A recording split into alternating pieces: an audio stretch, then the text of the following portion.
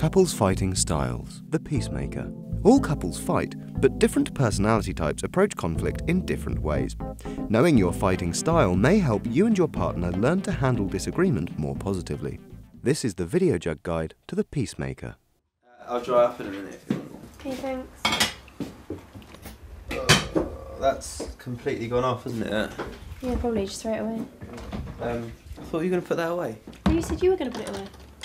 No, because I cooked dinner, so you said... No, because I was getting ready and you said that you would put it away. Oh, sorry, it doesn't matter. It doesn't matter at all. Don't worry about it. The peacemaker is likely to come across as someone who's very calm, very reasonable, very measured. Their aim will very much be to placate, to calm the situation down and to try and find a very reasonable and rational kind of response and a way to get round this argument and definitely to avoid it escalating at any cost. Like, we end up throwing away a lot of food, don't we? Because if it doesn't get... The amount of times I clear up after you, though, Tom. Alright, sorry. Don't worry about it. It doesn't matter at all. Don't worry. Well, it's obviously a problem, though, isn't it? No. Forget Well, it it. is. No, forget it. The good thing about the peacemaker is that they're trying to find peace. There's certainly nothing wrong with certainly the conscious motive. However, at an unconscious level, their reason for trying to find peace may be much more about avoiding conflict.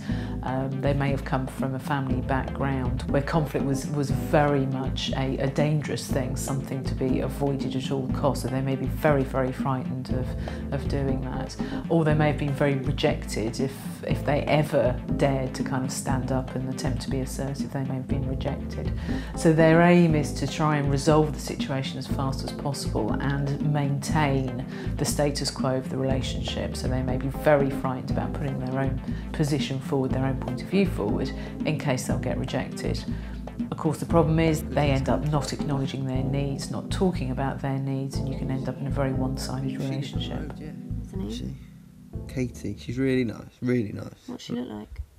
Rosie, what's got into you? Why does it matter what she looks like? Because I want to know, Tom, because you keep going on about how nice she is. She wanted to know what she looks like. Alright, I'm sorry, don't worry about it. Well, no, because you keep saying how amazing she is. I think if you're a peacemaker, you first need to recognise the downsides of that position. You need to recognise that actually if you continue to always try and strive for peace at all costs, then maybe your needs aren't being met.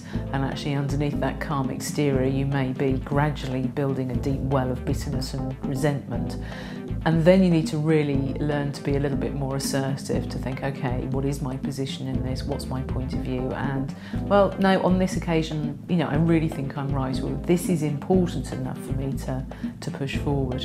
I think we should always choose our battles well, and it may be in some situations, yes, it's absolutely appropriate to be a peacemaker, but in others, if this is something that's important to you, you need to learn to stick your ground in an assertive manner, which means that you can be heard and trust that you won't be rejected as a result of it. Get off!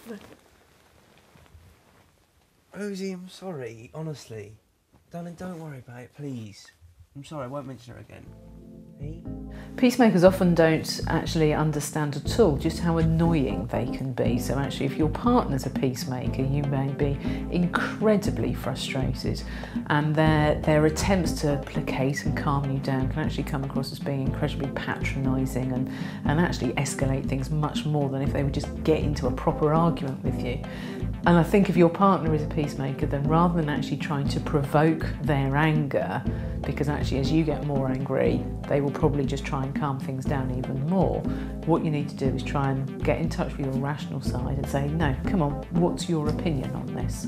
Okay, we won't argue about it, but let's just have a discussion about this. So start things gradually and give them plenty of reassurance that if we disagree, that's okay. It doesn't mean the end of our relationship, and actually I will respect you and love you even if we have differences of opinion.